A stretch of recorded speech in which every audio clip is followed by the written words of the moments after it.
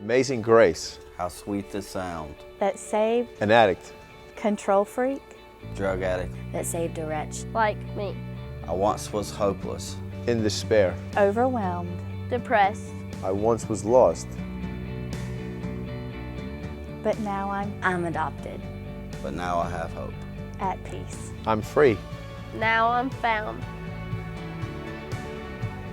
Was blind. Was blind, Was blind. But now I see. But now I see.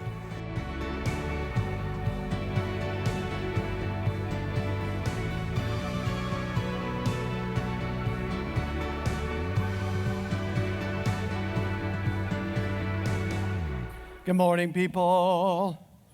Are y'all paying attention to everything? You know what's going on? There's a lot going on besides football. I know it's about, there's something else happening. Yeah, there's something else going on besides football. The kingdom is moving, actually. Just a thought for you. What part of the kingdom are you moving? That would be the thought for today, okay, as we walk into this. Because there's some things that we've been talking about. We've been talking about being transformed, and that's a big word for a lot of people. We don't understand what that means, actually. I'll tell you a little bit about it. We've been talking about a bus. What I'm going to do today is I'm going to try to show you some spiritual truth, and one of the things that I'm not good with is making it complicated. Is that okay? Because I think sometimes people think if it's not complicated, then it can't be a deep spiritual truth. Can you imagine Jesus making things complicated for us? Because we can't get what we got now. Okay, so I'm going to teach you some spiritual truth using chairs today and show you what it means to be transformed. And I don't even know if you understand what that means or even why we even talk about it and what was God trying to do with it. We'll talk. That's some of the things we're going to talk about. We've been talking about a bus. We'll say this is the bus. Remember we talked about a bus? If you're new, I have to say this like every week because some of you were not here last week, so I'm having to bring you up. So we have a bus going on. One of the things that happened that's different for you than it was in the Old Testament, one of the things that happened is that God was always driving the bus, okay? Or he had Moses or somebody was driving the bus, but God was telling them what to do and where to go, all that stuff. So God was in charge of the kingdom. That was the whole point of the bus. All you had to do really was actually just try to stay on the bus and just kind of go with God. That was that thought. I just want to be with God. I just want to stay with God. Now, knowing people, they had rebellions on the bus, and the guy would have to ride around for 40 years, till some of those people on the bus died, okay? Or then they would complain about something, then he would go and open up the earth and swallow half the bus in there, or he would do something, okay? Because the thing that God was looking for was Jesus Christ. Because in order for all the things that are going to happen for you and for the kingdom of God, Jesus Christ must be born. So God's in charge of the bus. He's in charge of the kingdom at this point. Now, we get over here in the New Testament. Let's do this real quick. Let's get over here in the New Testament. We get over here, and God did something a little different. A lot different. Many of you don't get this yet, but you don't know what it means, okay? Because let me help you with some stuff real quick. Many of you think when it comes to God and the kingdom, let me help you, I think all of this is just about trying to be good. You know what I'm saying? Because we've been taught as kids, you need to be good, okay? You don't have to teach children to be mean, okay? You don't have to, let's practice lying today, okay? They just got that, okay? They can hide things. They can tell things. They just know how to do that. They don't have to work at it, because that's just kind of what's happened. So we're over here in this kingdom, and this is really interesting. God decided to take the kingdom that he was in charge of and move it over and give it to you. So now you're in charge of the kingdom. Now your thought is, I'm in charge of the kingdom. I must witness to people. Well, that's pretty good. That's good. Probably don't do that, but that's pretty good. The other thought is, I'm just going to be good. God died for me so that I can be a good person and a good Christian. Correct so far? Feels good? And that's how we, and then I say something like that. But you're in charge of the kingdom. And then you think, well, I'm in charge of my kingdom. So you have a kingdom. We didn't know you had a kingdom. Your wife thinks you have a kingdom. But you have a kingdom. So I'm in charge of my kingdom. And here's how my kingdom looks. I go to church when I can. Okay? I try to be good where I can. I try to give at Christmas. Maybe, because that's what you do, right? We give at Christmas. We don't give any other time, we give at Christmas. I try to serve once a year. I go to the soup kitchen. That's my kingdom. Is that exactly what we've been talking? Is that what? So Jesus did all this. Let's talk about it. So God's been driving the bus for thousands of years, and we send Jesus Christ, and he dies, and he gets crucified, he raises from the dead on the third day. Then you accept him so that you can be good and do a soup kitchen once a year. Praise the Lord. So how are we doing? And then watch this. And then I'm going to throw in this word. Oh, this is crazy, isn't it? God is trying to transform you into the likeness of Jesus Christ. What is that? See, but see, here's what you got to get, ladies and gentlemen. Am I going too fast? Because I've had way too much everything backstage. I've had tea, coffee, chocolate, strawberries that were just the right temperature. You know what I'm talking about? It wasn't that hard chocolate. It's that soft chocolate. Melts your mouth like M&Ms. And so that's what I've got. But I'm not going too fast for you, am I? So most of you are somewhere, and let me say that you are the kingdom, right? Okay, now I don't know what that means for you, because we do all this stuff. We have Maggie's School going on. We got the Uganda dance team, Thunder Choir's coming. We got all these things happening, but that might not be you, though. You might be just riding the bus and looking around, saying, isn't that great? And watch this. Oh, I love this one. Here's what we say. Now, this didn't happen in the Old Testament. The Old Testament happened like this. I just want to be with God. Right? Yes or no? Yes. Stay on the bus. Don't get off the bus or you're going to hell. By the way, if you wasn't a Jew, you're going to hell anyway. So you're out of luck, most of you. Probably everybody in here. The other thing, here's the new thing. I'll move over. I don't know which side I should go on. Is this the Old Testament side? Okay, you want me to go New Testament side? So you're all going to heaven and these people are not? Is that what's happening? New Testament side. Okay. Watch this. This is New Testament language. Watch this. I want to be like God. You say that. Let's make it easy. I want to be like Jesus. You remember the bracelets? What would Jesus do? We just want to do what Jesus would do. Really? Soup kitchen once a year? Show up at church? This is what Jesus does. He shows up. He didn't go to church. When he got there, he got mad. So they didn't want him to come. I think he was at church at 12 years old, and then when he went back, he went and read some scripture, and then by the time he got to the cross, he was blowing everything up. They just didn't like him coming to church. He would not be a very good deacon. So this thought of, I'm just going to go to church, I'm just going to be like Jesus Christ. How are you going to be like Jesus Christ? You're going to think about that at Christmas. See, this is where this word comes in that you don't know what it is. You don't know what God was trying to do. You hear this word, transformed. It is not an Old Testament word. It is not in the Old Testament because it could not happen in the Old Testament. It could only happen in the New Testament. And why? That's going to be the question as we walk through this. So I got a big word for you. Lauren, do I have this on the screen? I don't know. Metamorphosized. There it is. This I just taught with Webster, and now we have put this in. And we've broken it down in several places. But basically what this means is I am transforming, I am moving. This is like a butterfly, caterpillar butterfly kind of thing. But with you, what it means is I'm never there.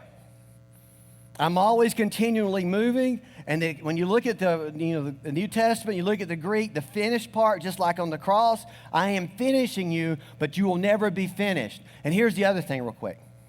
Listen very carefully.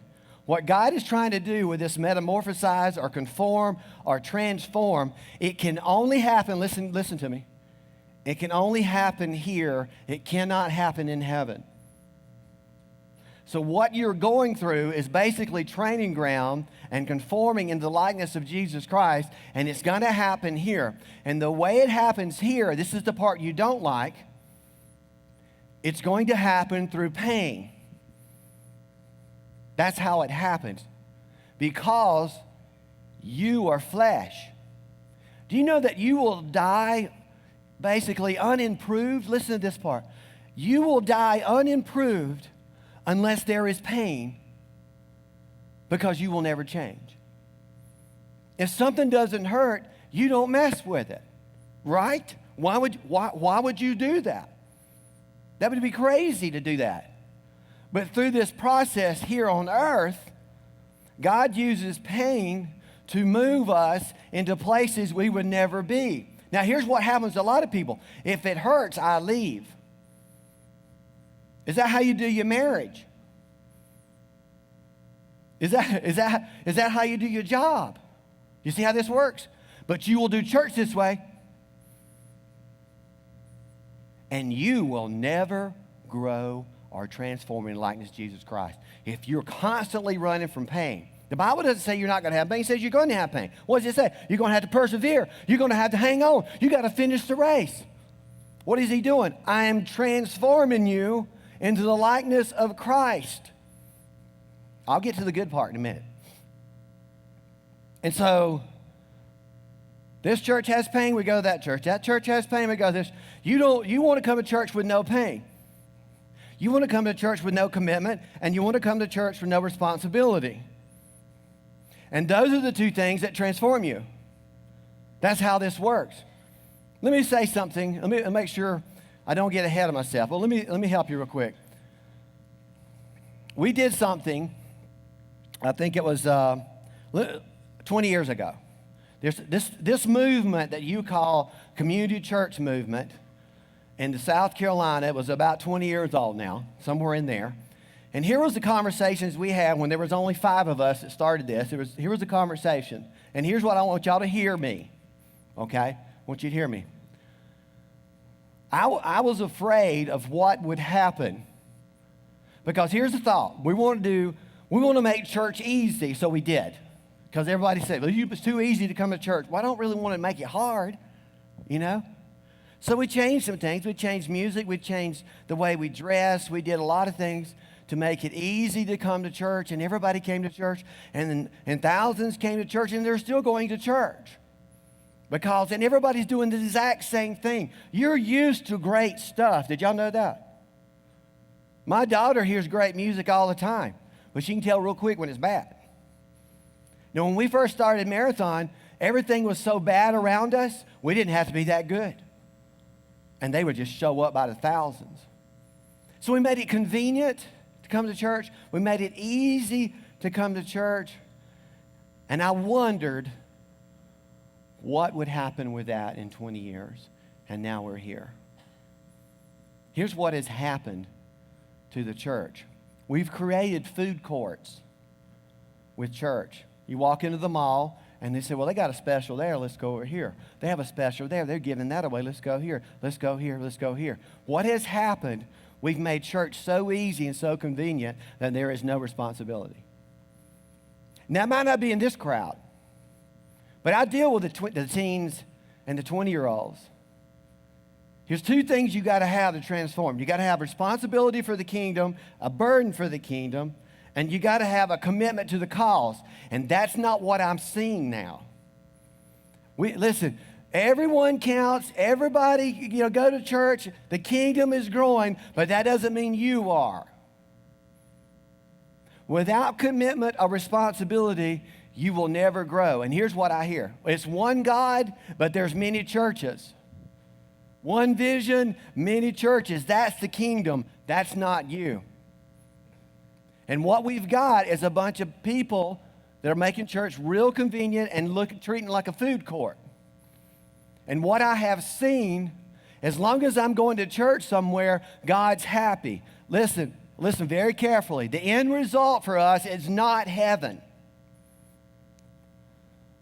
That's not scripturally sound. The end result is not heaven, because if that would be the case, then as soon as you accept Jesus Christ, you would die and go to heaven. That's not the end result. The result that God's looking for is transformation in the likeness of Jesus Christ.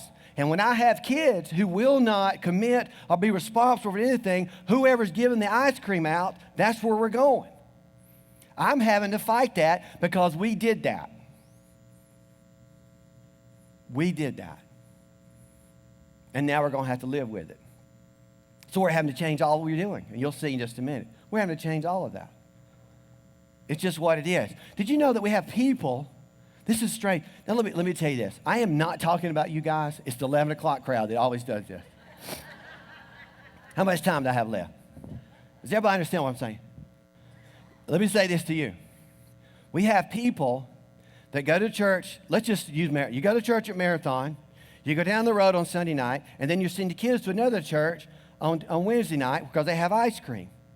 You got counted at 3 different places, and we're counting all the same people. I'm telling you, I'm not sure the kingdom's growing, and I do know one thing. We're not being transformed in the likeness of Jesus Christ because we want no responsibility. And we do not have a burden for the cause. And those are the 2 things that got to happen. Because you have to feel the pain of commitment. Do you understand? My daughter is dealing in a world, she's 11 years old, and I'm dealing with teenagers too. Nobody wants to commit to anything because there might be something better over there. The kingdom is full of people. But there's very few people that are transforming in the likeness of Jesus Christ. Because listen to this. You have to commit to something, and it's got to hurt to get there. Well, I don't want to do that. I thought Christianity was supposed to be easy and everybody's supposed to have fun. No, it's not. Not at all. It's not. It is no fun at all. Somebody has to die. And here's what's going to happen to you. If you don't understand the responsibility of the kingdom that Jesus gave to us and you don't have a commitment to the cause, you're not going to grow. Many of you will not commit to anything anywhere. You will when it comes to ball games, and it will when it comes to work. But when it comes to the kingdom of God, why is that optional? But don't tell me you want to be like Jesus Christ. Is that too hard? I'm just telling you the truth. I'm working on the transforming part. We got the people going to church part. You ask people where you go to church, and they'll say many. Not in this room. It's 11 o'clock. I told you about that. But there are many. The idea, let me tell you this, and I'm going to show you something. The idea, watch the transformation is this. It's to get you back to the original. Okay, you're a knockoff of what was started in the garden. Do you understand what I'm saying? You have personalities, you have gifts, you've been made in the image of God, you're able to choose, you're not an animal, and all those things. The closer, this is strange, the closer you get to God, the more you transform into His likeness, the more of you will see. On the other hand, if you don't get close to God, then we will see more of you that we don't want to see. And so what I'm asking you, what does the world need? More of you or more of God? This was the whole idea. I'm trying to transform you into the likeness of Jesus Christ. This is New Testament stuff. I'm trying to get you there. I want you back to the original. Is the original better than the knockoff? Yes or no? I know Krispy Kreme donuts. You want to go there? Because I don't know what I'm doing. Why am I doing this? I wouldn't do this till 11 o'clock. Only you guys. The original's better than a knockoff, is it not? Especially when they're hot and glazed and a half a gallon of milk. You know, I try my best to take donuts home to my family. I really do. I even pray about it. Lord, you really want me to do that? And I know God says, nah, just go ahead. Don't worry about it. I'll take care of your family. That's why I got you. I want to be like Jesus Christ, and so I'm going to have to commit to things that I don't like. It's going to interfere with football. It's going to interfere with something. God can't be optional if you want to grow. Do you understand? Y'all hearing me? And I think a lot of times we make church and things optional, and it can't be optional. Ephesians 4:20-24.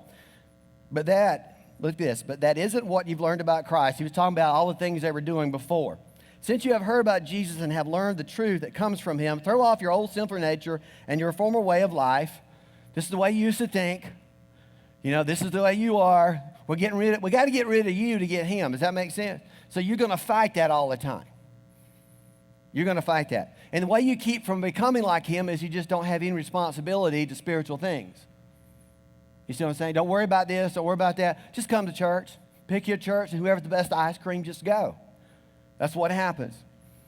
Which is corrupted by lust and deception. Instead, let the Spirit renew your thoughts and attitudes. This is where I want you to go. Put on your new nature, created to be like God, truly righteous and holy. Transformation is getting you back to the original. And here's the deal. It's about relationship rather than works. The Old Testament did that. I'm going to keep the law, and I'm going to do everything I can to be like God. I'm going to do all those things. That's what we call religion. New Testament is, listen to this, transformation and relationship are the two things he's looking for. The more I spend time with him, the more I think about him, the more I do his stuff. Now, let me tell you this. Sometimes I do spiritual stuff and I don't feel it. Sometimes I help people that I just want to smack. You ever done that before? Because it isn't my choice. It's his choice. You say, well, what would Jesus do? I hear that all the time. Well, what are you doing? That would be the question. We're transforming in the likeness of Jesus Christ. That's the whole idea. You can't treat it like a food court. Imagine this. Deshaun Watson. Anybody know who Deshaun Watson is? He's a Clemson quarterback. I'm glad you have if you don't know that, I mean, you know, some of you don't even care. I know it. Well, they won, right? Good, bad, or ugly, they won it. All right? Imagine Deshaun Watson. Here's what you got to watch out for. Deshaun Watson just says, okay, I had a Thursday night game, so I decided I want to play Saturday. I think I want to play for Notre Dame because they got the pretty helmets. So Deshaun Watson goes to Notre Dame on Saturday. He says, I want to play. Deshaun Watson gets a T-shirt, gets a jersey. It says Notre Dame. He's out there playing. And you know what? He decided, you know what?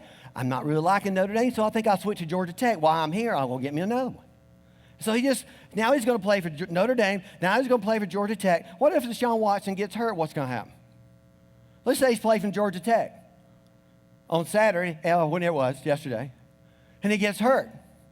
Who's going to take care of him? Well, you call Clemson. He said, you were crazy. You were crazy. What's going to happen to Deshaun Watson if every weekend he's playing for another team? You know what's going to happen? He will never develop as a player. New playbook, new coach. And then what's going to happen to his team? He's over there playing for Georgia Tech, and all of a sudden he comes back the next Saturday. He walks on the field, and his team looks at me, what are you doing? Because you know what happened to Clemson people? Those football players? I have been committed to this. I have been all year long working out. I have been responsible for making sure this thing happens, and you're flitting around going and playing for other teams. You said, that is crazy. That'll never happen. It happens every weekend with the church. You will never develop as a player. You've got to feel it, the responsibility. You got to be committed to the cause. Pick a church, get in it, and stay with it. That's how you will grow. Moving around looking for this and looking for that. You know, I'm looking for the right feeling. Look for the cause, ladies and gentlemen. Find somewhere you can fit in. Listen, let me say this. I don't have to come to youth on Wednesday nights. Okay? I went and prayed with a family who's, I think they're here. I went and prayed with a family at the funeral home on Wednesday night. Then I turned around, changed clothes, came back, hung out with the youth, ended up playing ping pong with the workers when it was over. Now, I kind of like that part.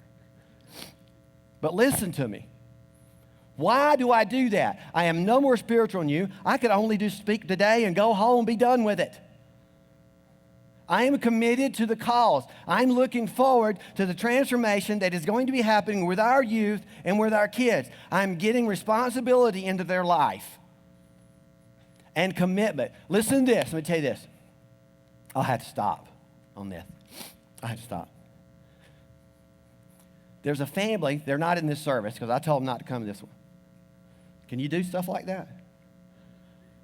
Because here's what happened. They were working all week long, the whole, you know how it is. Y'all work all week long, y'all tired, they were tired. They took care of my daughter yesterday, and I said, y'all don't worry about it. And I said, well, let Faith spend the night with us. Listen to this. Faith starts crying, and here's what she said. But I committed to doing the screens in the kids department. I've got to be there. Did you hear that? From an 11-year-old. That's what we're talking about. I'm sorry we created a church where it's real easy to come to, and it's all, everybody's doing what we're doing. We started this mess. And I'm not saying people aren't getting saved and it's all good and some people are getting committed, that kind of thing. But if you're going to take responsibility for your own walk and become like Jesus Christ, you're going to have to be committed to something and say, this is what I'm going to do. And if you're not hurting, you're not growing. That's just the way it is. I've never been in ministry where I didn't bleed. I decided just to go ahead and leave the knife in, Mark. You know, just leave it in just that way you don't just keep pulling it out and stick it. Just go ahead. Because that's what happens, though. Nobody is going to get a free ride if you're going to transform to Jesus Christ. I want to show you something. Kelly, come here. Kelly. Here, Kelly. Kelly. I shouldn't have done that. I'm sorry. We love Kelly, don't we?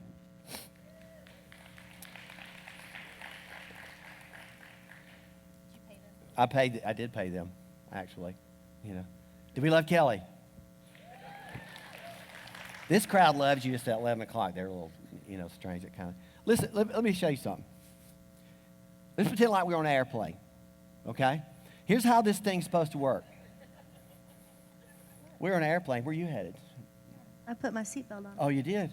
Do you have yours on? They're like, if we're going down, this really doesn't matter. Okay. Oh! I'm dead now. Here's what happens. All right. It says when this thing falls out like that, what does it tell you to do? Put yours on first. And then take care of the one beside you. See, listen, this is how it works. I'm trying to show you the way here. This is how this works. I'm trying to show you what this looks like. Okay? God saves me. I save her. Now, what if it does this? It falls down, I hit it, and I just kick back. Where's the movie coming on? And she's over here passed out. Listen, we have to be concerned about her to the point it becomes a burden. You see what I'm saying? She needs to be our responsibility.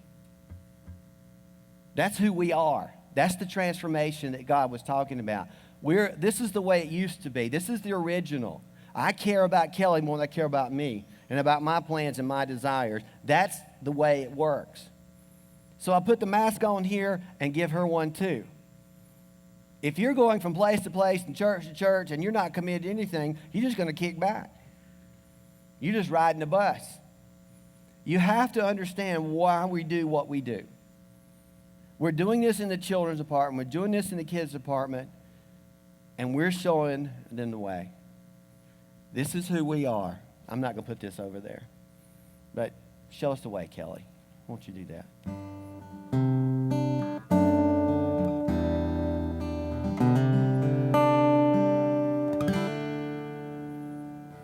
Every night I say a prayer in the home, and there's a heaven.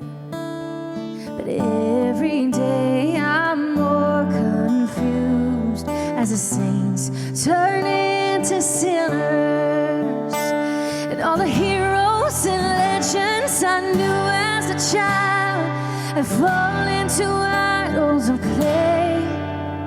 And I feel this empty place inside, so afraid that I lost my faith. Show me the way. Show me the way. Bring me tonight to the river and wash my illusions away. Please show me the way.